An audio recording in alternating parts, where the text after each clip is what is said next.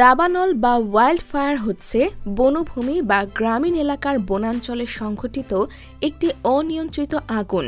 পাহাড়ি অঞ্চলে দাবানলের ঘটনা বেশি হয়ে থাকে। কিন্তু কেন এই ধরনের দাবানলের সৃষ্টি হয়? উত্তপ্ত আবহাওয়ায় বনাঞ্চল সমৃদ্ধ যে কোনো স্থানেই দাবানল দেখা দিতে পারে। সাধারণত যখন কোনো আগুনের উৎস প্রচণ্ড তাপমাত্রায় এবং যথেষ্ট পরিমাণে অক্সিজেনের উপস্থিতিতে দাহ্য পদার্থের সংস্পর্শে আসে, তখন দাবানলের সূত্রপাত ঘটে বলে জানা যায়।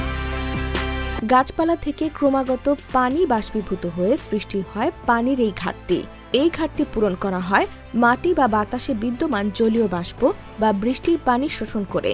কিন্তু অনেকদিন ধরে উত্তপ্ত ও শুষ্ক আবহাওয়া চলতে থাকলে গাছপালা পানির এই সমতা রক্ষা করতে না পেরে শুষ্ক ও দাহ্য হয়ে ওঠে।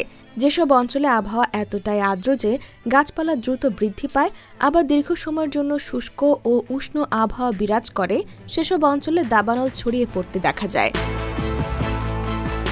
তবে দাবানলের জন্য বজ্রপাত বেশি দায়ী, এটা বলছে পরিবেশ নিয়ে কাজ করা প্রতিষ্ঠান earth.org। তাদের সাইটে প্রকাশিত এক নিবন্ধে বলা হয়েছে, কানাডার ব্রিটিশ কলাম্বিয়া প্রদেশের শতকরা 60% দাবানল হয় বজ্রপাতের কারণে।